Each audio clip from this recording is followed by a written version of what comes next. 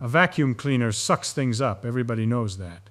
You turn it on, you push it across the carpet, and it sucks the dirt right off the floor. The crumbs, the dust, the little bits of whatever your kids dropped, sucked up, gone. Simple. That's completely wrong, and I can prove it.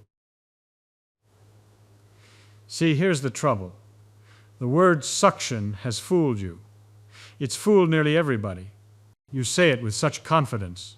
The vacuum sucks it up, and the moment you say it, you think you've explained something. But you haven't explained a damn thing. You've just named the mystery and walked away. That's not physics. That's vocabulary. So let me ask you to do something uncomfortable. I want you to forget the word suction for the next 20-some minutes. Just erase it. Pretend it doesn't exist.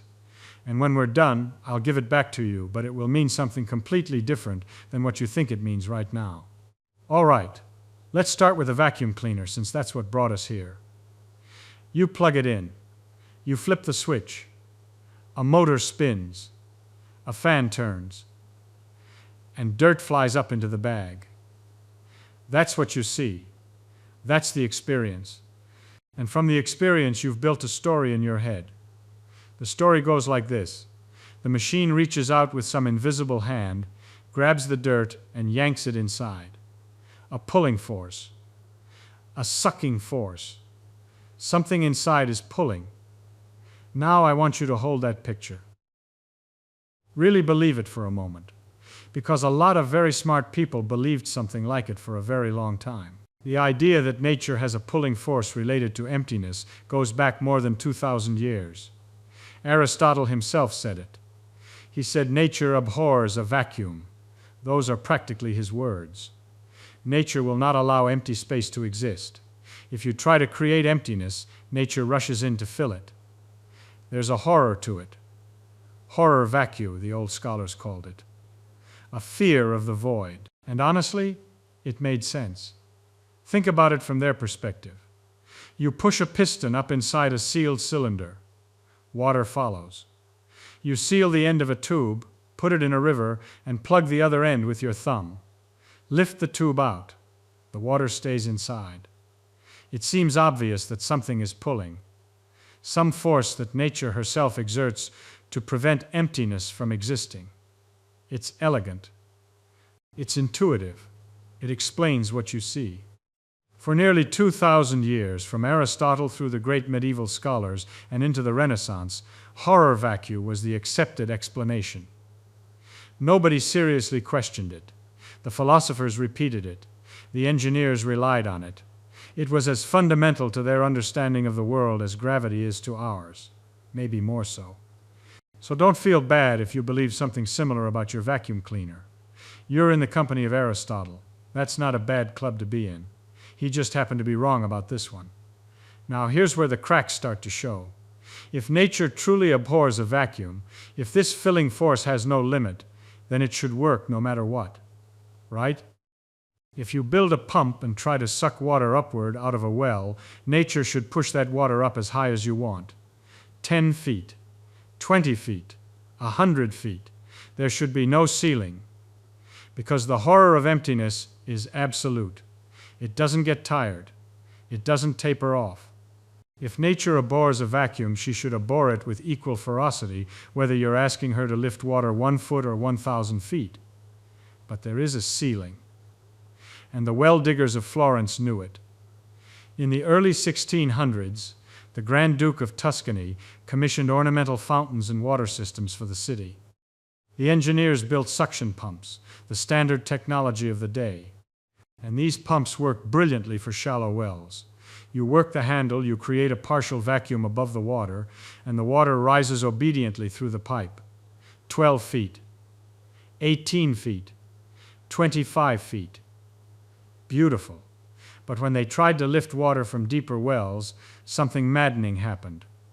At about 33 feet, the water just stopped. It refused to go higher. You could pump harder. You could build a bigger pump.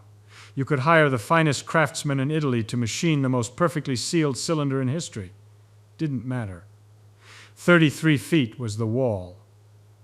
Now this was deeply embarrassing, not just for the engineers, but for the entire philosophical tradition. If nature abhors a vacuum, why does she stop abhorring it at 33 feet? Does she get tired? Does she have a limit to her horror? That's a strange kind of fundamental force, one that quits after 33 feet. Nobody had a good answer for that if you believed in horror vacuum. The engineers were frustrated. And like frustrated engineers tend to do, they went to the smartest man they could find. They went to Galileo. Galileo was old by this time. It was near the end of his life. And bless him, he was honest. He admitted he didn't have a clean explanation. He suggested, somewhat awkwardly, that perhaps the column of water breaks under its own weight, the way a rope breaks if you make it too long. Gravity pulls on the water column, and at 33 feet, the water column is too heavy for whatever force is holding it up to sustain.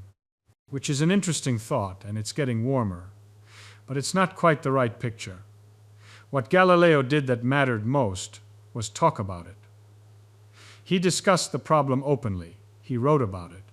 And one of the people paying very close attention was his student and secretary, a young man named Evangelista Torricelli. After Galileo died in 1642, Torricelli took up the problem.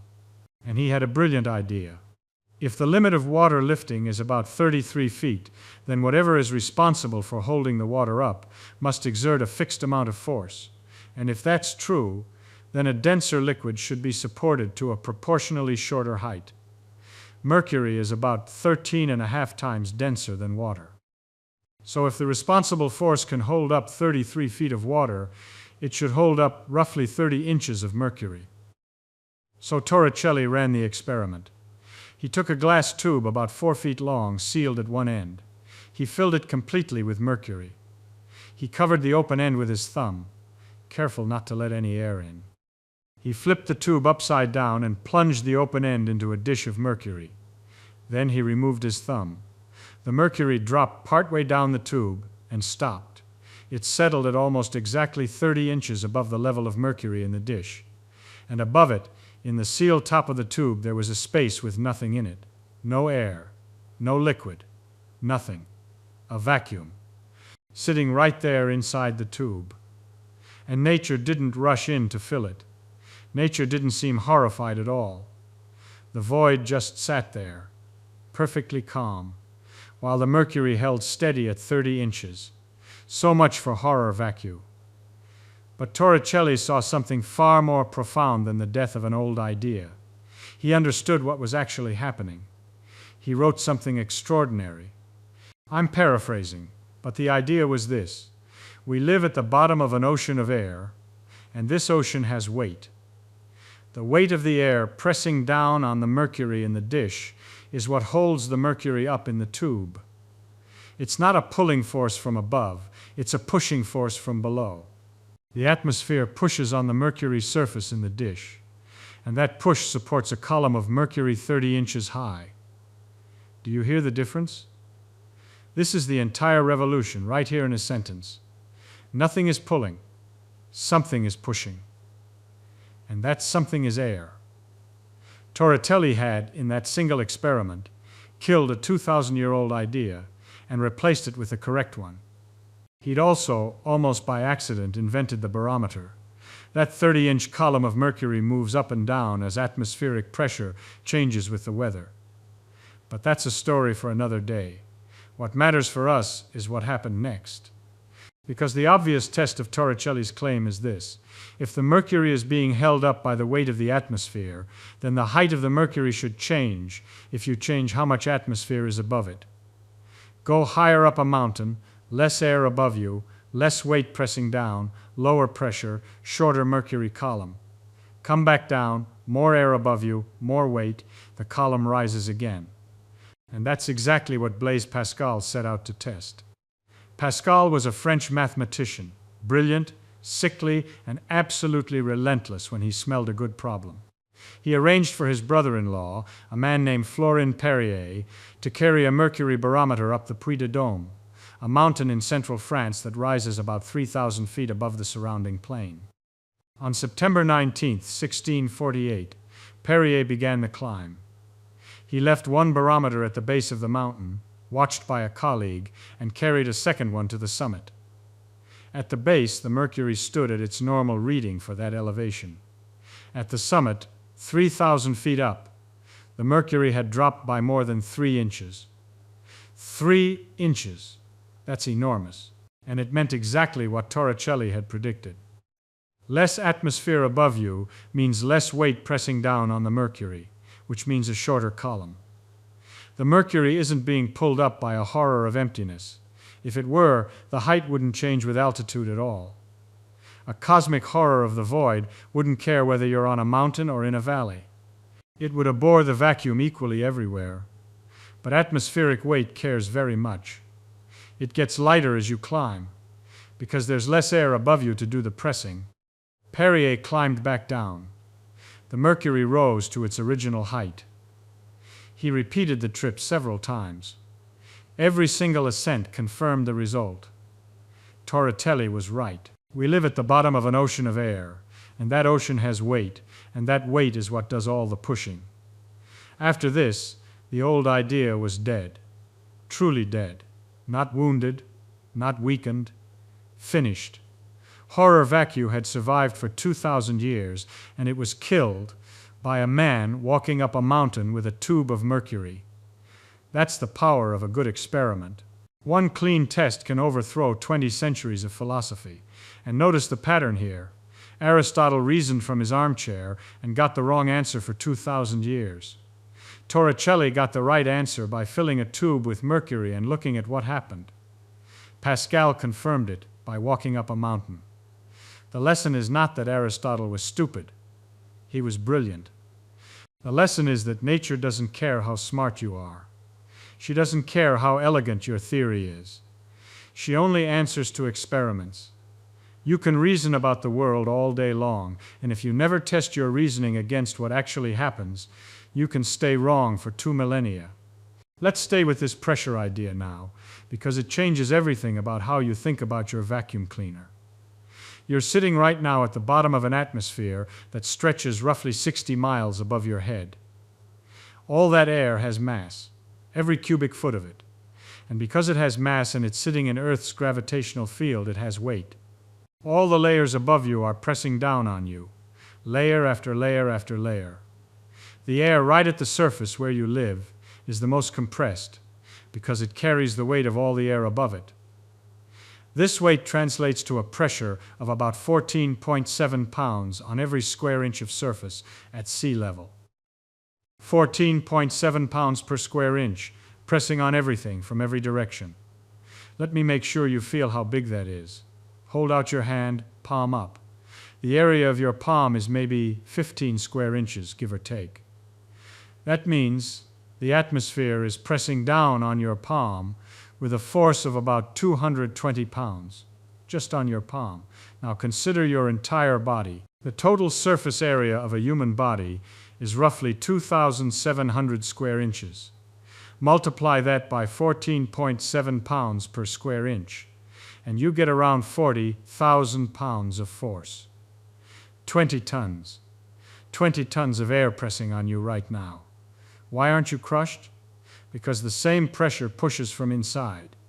The air inside your lungs, inside your sinuses, dissolved in your blood, it pushes outward with the same 14.7 pounds per square inch.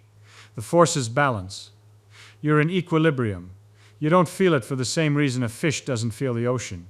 The pressure is everywhere, always, and perfectly balanced, so it's invisible. But the instant you break that balance, even slightly, dramatic things happen. Let me take you now inside the vacuum cleaner, because I want you to watch the physics happen step by step.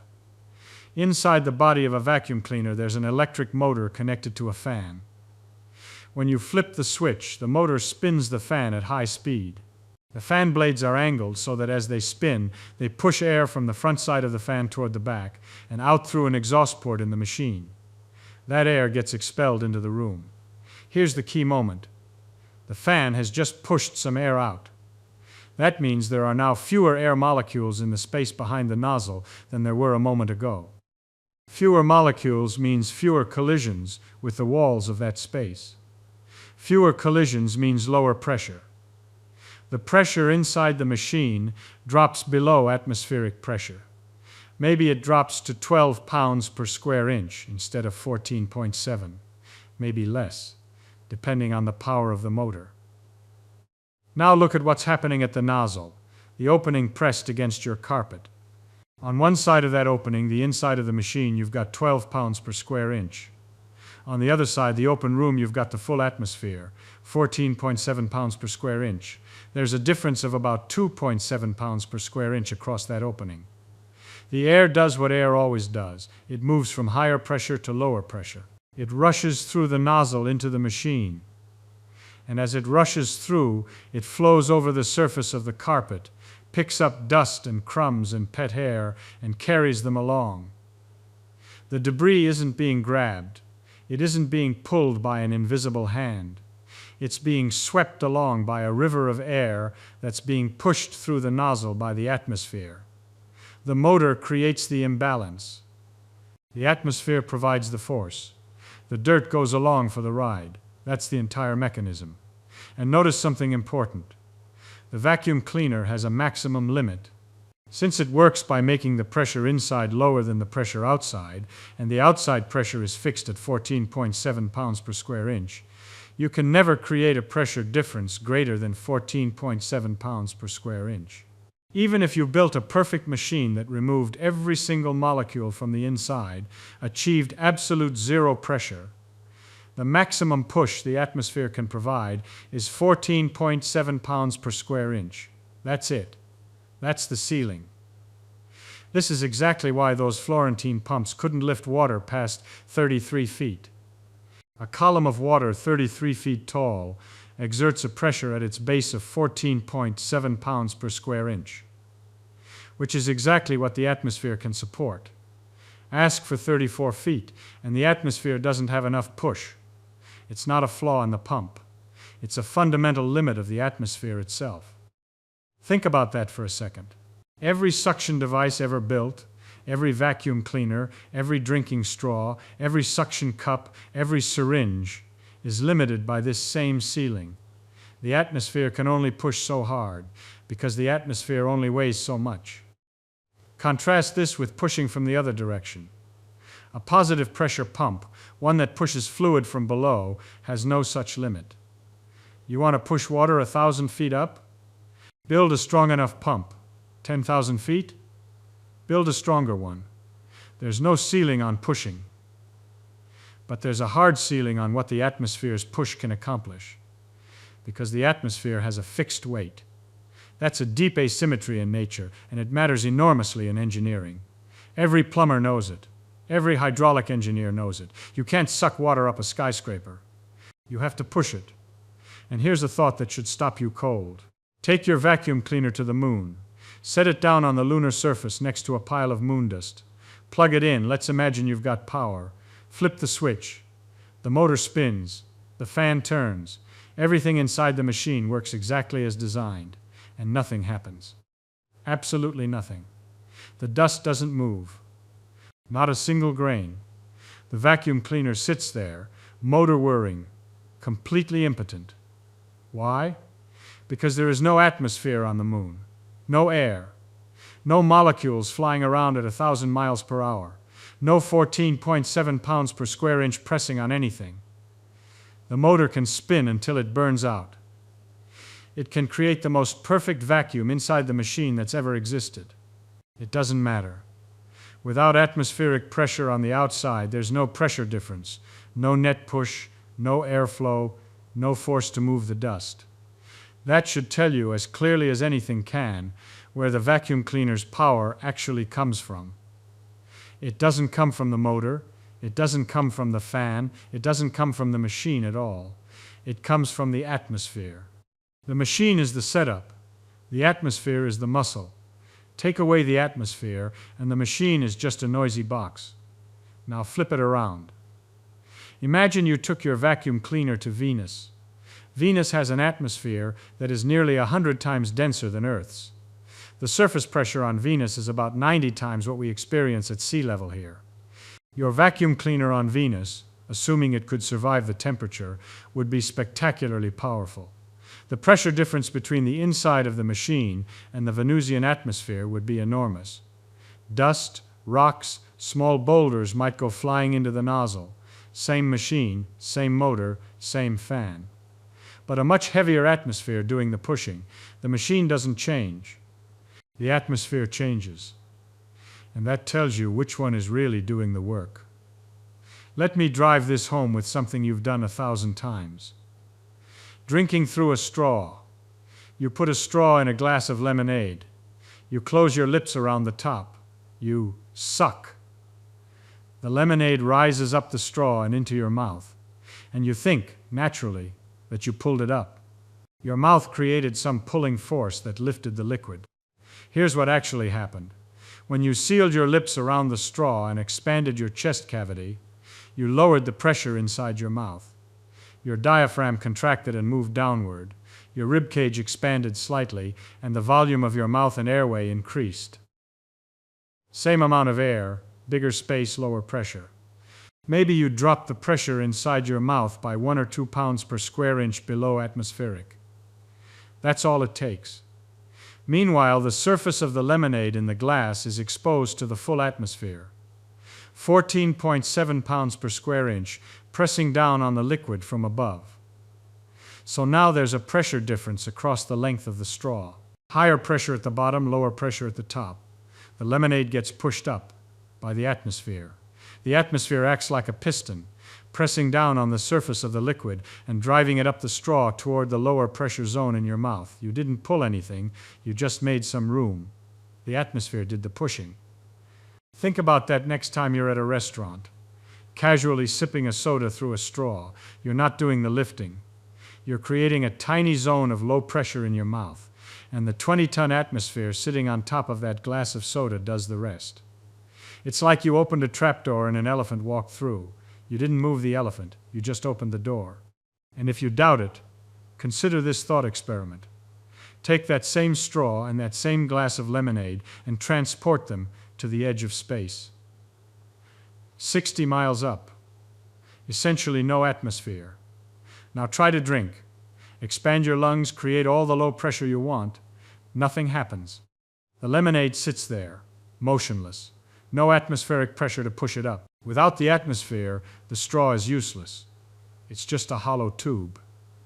Or try the opposite thought experiment. Take the straw to Jupiter, where the atmosphere is enormously thick and heavy. The atmospheric pressure down deep in Jupiter's atmosphere is unimaginably higher than Earth's. A straw there could push liquid up much higher than 33 feet, because the atmosphere pushing down on the liquid surface would be far more powerful. Different planet, different atmospheric weight, different limit. The straw itself does nothing. It's the atmosphere pressing on the liquid surface that does the work. Change the atmosphere, you change what the straw can accomplish. Now let me tell you about a man who proved all of this in the most spectacular way imaginable. His name was Otto von Guericke, and he was the mayor of Magdeburg, a city in Germany. This was the 1650s, just a few years after Torricelli's experiments. Von Guericke was obsessed with the concept of vacuum and air pressure. He built one of the first truly effective air pumps, and he understood, perhaps better than anyone of his era, the immense force that atmospheric pressure could exert. But understanding is one thing. He needed to make people see it. People who weren't scientists, nobles, politicians, the general public. People who had spent their whole lives not thinking about air. So he devised a demonstration. He had 2 large copper hemispheres cast, each about 20 inches in diameter. They were machined to fit together snugly, rim to rim, forming a hollow sphere. He greased the rims to create a good seal. Then, in front of a crowd that included the Holy Roman Emperor himself, he placed the hemispheres together, attached his air pump, and evacuated the air from inside. Now think about what's happening physically.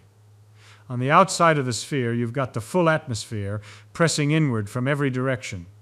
14.7 pounds per square inch on the entire outer surface. On the inside, almost nothing. The air's been pumped out. So the atmospheric pressure is pressing those two hemispheres together with enormous force, and there's essentially nothing pushing back from inside. How much force? The circular area where the two hemispheres meet is roughly 314 square inches for a 20-inch diameter sphere. Multiply by 14.7 pounds per square inch, and you get about 4,600 pounds of force holding them together. More than 2 tons. Just from air pressure. Then came the showdown. Von Guericke hitched a team of 8 horses to one hemisphere and another team of 8 horses to the other. 16 horses in total, straining in opposite directions. The crowd watched. The horses pulled. The ropes went taut. The animals dug their hooves into the ground, snorting and heaving. And the hemispheres did not budge. 16 horses, the most powerful engines of that era, could not pull apart 2 copper bowls that a child could separate just by opening a valve. 16 horses could not pull them apart. The crowd was astonished. But von Guericke was just getting started. He calmed the horses, walked to the sphere, and opened a small valve. Air hissed back inside, the pressure equalized, and the 2 hemispheres fell apart in his hands, light as anything. No horses needed, just let the air back in. It was theater, it was physics, it was genius, and the message was unmistakable. The air you walk around in, the air you ignore, the air that feels like nothing, can hold together 2 pieces of copper that 16 of the strongest animals in Europe couldn't separate. That's how powerful atmospheric pressure is. And it's pressing on you right now with that same force. Let me go deeper now, because I want you to see this at the molecular level. Understanding it at this scale is where the real clarity comes from. Air is made of molecules, about 78% nitrogen, 21% oxygen, and a sprinkling of other things. At room temperature, these molecules are not sitting still. They're flying. They move at roughly 1,000 miles per hour in random directions, just zooming. And they're tiny. There are incomprehensibly many of them. In a single cubic inch of air at sea level, there are roughly 400 billion molecules. That's 4 times 10 to the 20th power, give or take. Each molecule is moving independently, bouncing off other molecules, bouncing off walls, bouncing off your skin. Every time a molecule hits a surface, it delivers a tiny push. 1 molecule? You'd never feel it. The push is absurdly small. But 400 billion molecules hitting every square inch of surface, many times per second? Those tiny pushes add up. They add up to 14.7 pounds per square inch. That's what pressure is. Not a mysterious squeezing force, not some magical property of the air. Just an enormous number of tiny particles hitting surfaces and pushing. The reason the pressure is the same in all directions is that the molecules move randomly. They don't have a preferred direction. Upward, downward, sideways, diagonal, it's all equally likely. So any surface you hold up, no matter which way it faces, gets the same bombardment from the same number of molecules. Equal pressure in all directions. Now when the vacuum cleaner motor spins the fan and blows air out the exhaust, it physically moves some of those molecules out of the space behind the nozzle. The density of molecules in that space decreases. Fewer molecules per cubic inch. That means fewer collisions per second on the walls of that space. Fewer collisions means less total push. The pressure drops. But outside the nozzle, in the open room, nothing has changed. The full density of atmospheric molecules is still there, still flying at 1,000 miles per hour, still hitting the mouth of the nozzle at the full rate. So you've got more molecular punches per second on the outside of the nozzle than on the inside. The net effect is a push from outside to inside. The air flows in, and the dust flows with it. You could think of it like a crowd of people. Imagine a packed stadium with equal density of people everywhere, all milling about randomly. Nobody moves on average, because the jostling pushes equally in all directions. Now imagine you suddenly open a gate on one side and let half the people out of one section. The crowd from the rest of the stadium would naturally flow into that section. Not because anyone's pulling them, not because the empty seats are exerting a force, but because there's more jostling pushing them from the packed side than pushing back from the emptier side. The imbalance in random collisions drives the flow. That's exactly what happens with air molecules in a vacuum cleaner. So the mechanism from top to bottom is this. The motor removes molecules from a zone. The molecular bombardment on the outside of that zone exceeds the bombardment on the inside. The net force pushes air inward. Debris rides the current. Nothing sucks. Everything pushes. Let me take you somewhere unexpected now. Your lungs. How do you breathe? If you ask most people, they say something like, "I breathe in," which sounds active, like your lungs are reaching out and grabbing air. But that's exactly the same mistake as the vacuum cleaner. Your lungs don't reach out and grab anything. Here's the real sequence. Your diaphragm, a big dome-shaped muscle at the bottom of your rib cage, contracts. When it contracts, it flattens, moving downward. At the same time, the intercostal muscles between your ribs contract and pull your rib cage upward and outward. Both actions increase the volume of your chest cavity. More volume means the same number of air molecules are now spread over a bigger space. Fewer collisions per square inch on the inner walls of your lungs. The pressure inside your lungs drops slightly below atmospheric, maybe by 1 or 2 pounds per square inch. That's all. And the atmosphere, pressing on your nose and mouth from the outside at the full 14.7 pounds per square inch, pushes air in. Air flows down your trachea into your bronchial tubes and into the tiny sacs of your lungs. Not because you pulled it. Because the atmosphere pushed it. You created the pressure drop. The atmosphere supplied the force. Exhaling is the reverse. Your diaphragm relaxes, moves upward. Your rib cage settles inward. The chest volume decreases. The air molecules inside are now squeezed into a smaller space. More collisions per square inch. Higher pressure. The pressure inside your lungs rises above atmospheric. And the air gets pushed out through your nose and mouth. Every single breath you take works on the same principle as a vacuum cleaner. You're a biological pump that creates alternating pressure differences. Low pressure to breathe in, high pressure to breathe out. And the atmosphere does the actual pushing both ways. In a hospital, when someone can't breathe on their own, they're put on a mechanical ventilator. And what does the ventilator do? It creates positive pressure. It pushes air into the lungs.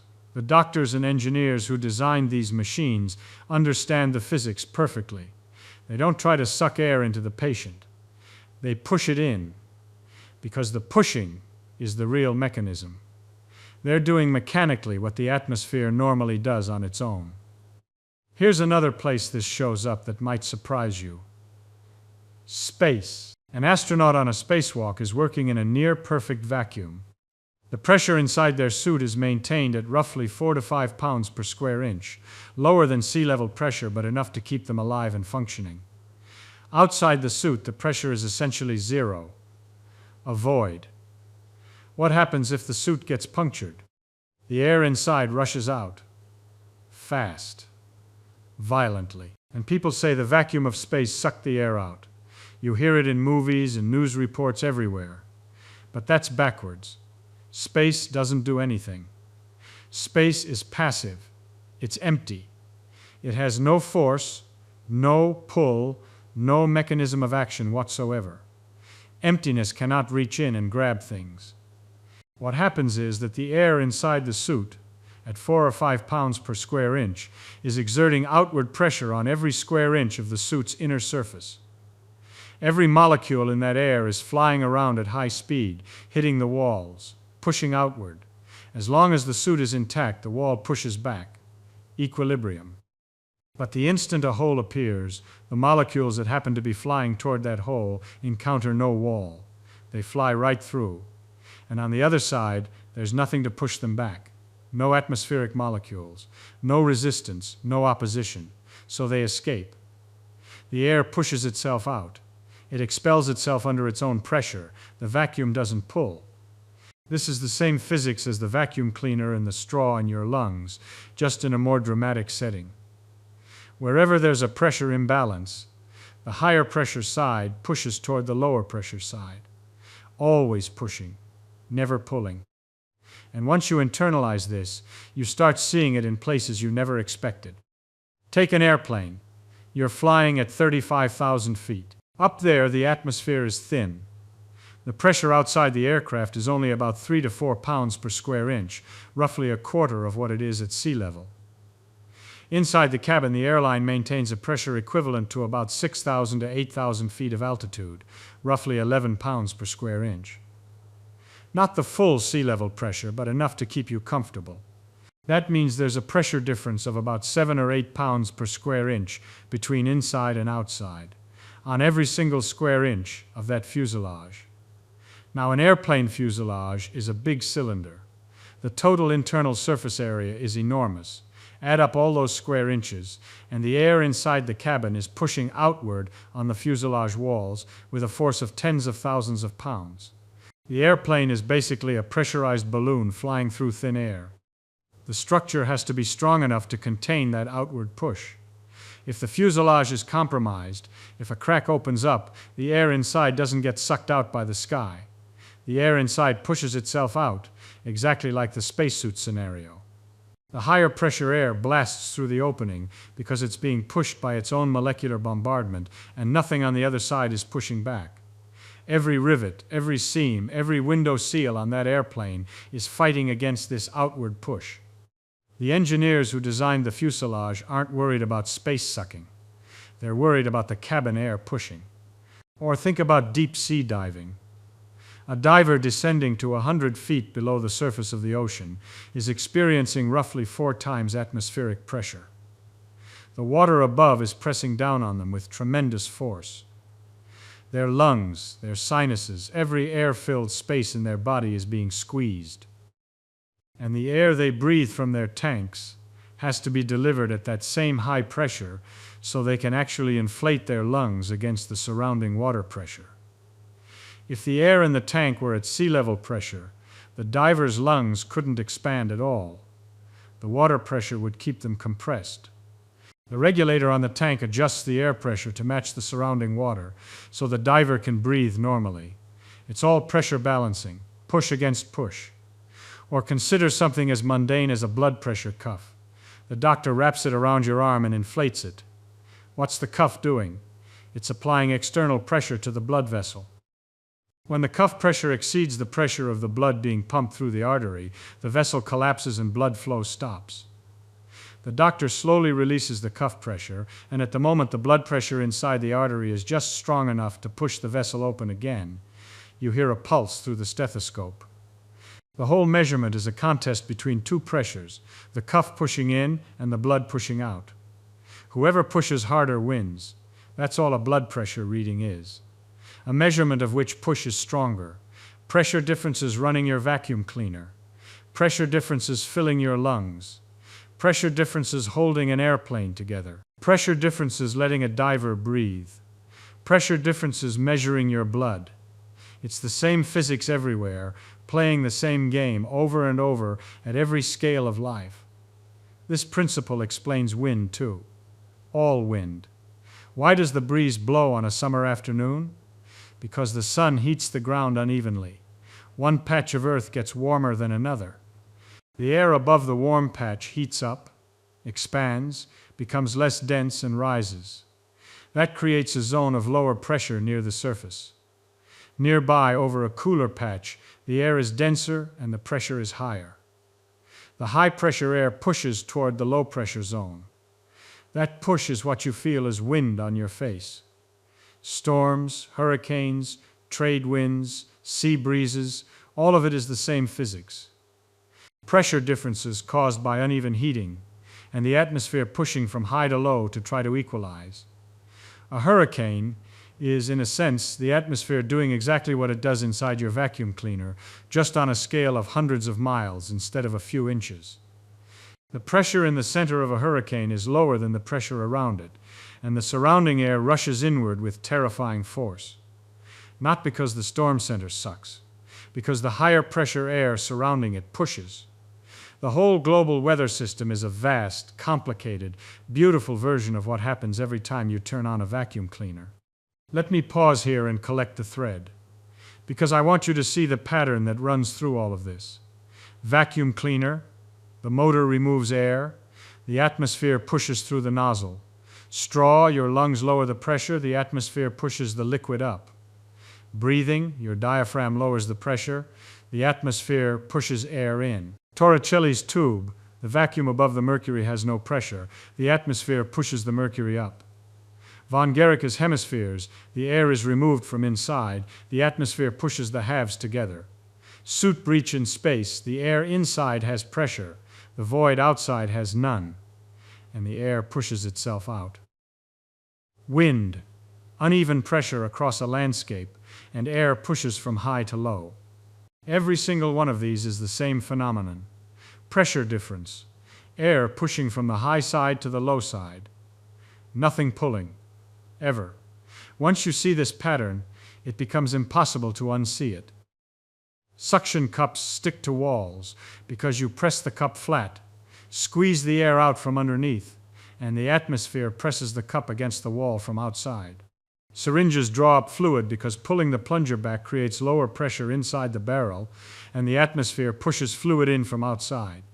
Even certain animals use this principle. The suckers on an octopus's arms create low-pressure zones against surfaces, and the surrounding water pressure, which works just like atmospheric pressure, does the actual gripping. Same physics. Different situations. Same verb. Push. You see it in industry too. Factories use enormous vacuum systems to move grain through pipes, to lift sheets of glass without touching them, to hold workpieces on machining tables. Every one of these applications works because the atmosphere pushes. The industrial engineer doesn't think in terms of suction. The engineer thinks in terms of pressure differentials, measured in inches of mercury or pascals, because those are the real quantities that determine whether the system works. Now I want to circle back to the word I asked you to forget at the beginning. Suction. I'm going to give it back to you now, but with a new definition. Suction is not a force. It's not something that acts on objects. It's not a thing that reaches out and grabs.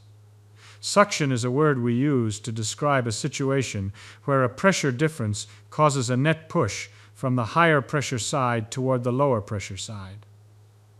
It's shorthand, a convenience, a way of speaking, and it's perfectly fine to use the word, as long as you know that when you say suction, what you really mean is the atmosphere is pushing because something removed the opposing pressure. The fundamental forces of nature, as we understand them, are gravity, electromagnetism, the strong nuclear force, and the weak nuclear force. 4 forces. Suction is not on that list. It has never been on that list. It never will be. Suction is a consequence of pressure imbalance, which is itself a consequence of molecular collisions, which are governed by electromagnetism at the atomic level. It's not its own thing. It's a pattern that emerges when enormous numbers of particles bounce around, and you remove some of them from one side. And that brings me to something I think is really worth sitting with. One of the deepest lessons in all of physics. A lot of the forces we experience in everyday life aren't fundamental forces at all. They're patterns.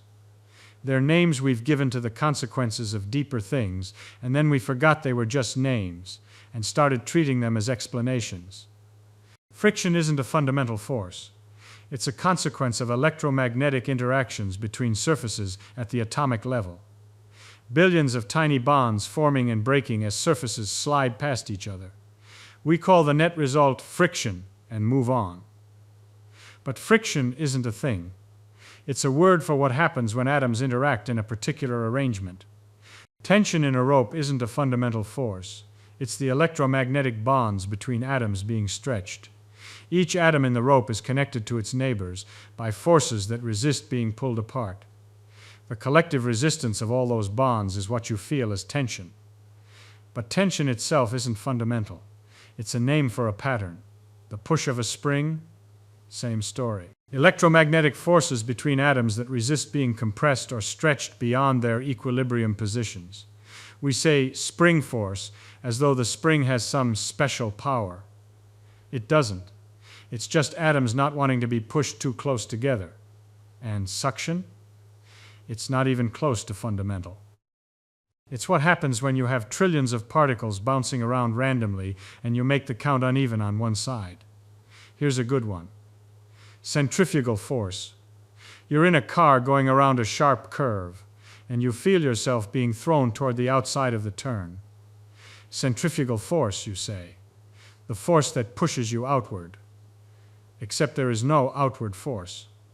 What's actually happening is that your body wants to keep going in a straight line, because that's what objects do according to Newton's first law. The car turns. You don't. The car door pushes against you, and from your perspective inside the car, it feels like something is pushing you out. But nothing is. You're just going straight while the car curves underneath you. Centrifugal force is not a force. It's a name for what inertia feels like when your frame of reference is rotating. It's the same kind of trick as suction, a name dressed up to look like an explanation. In physics, there's a habit of mind that I think is maybe the most valuable intellectual habit a person can develop. And it's this. When someone gives you an explanation, when they answer your why question, ask yourself, did they actually explain the mechanism? Or did they just hand me a name?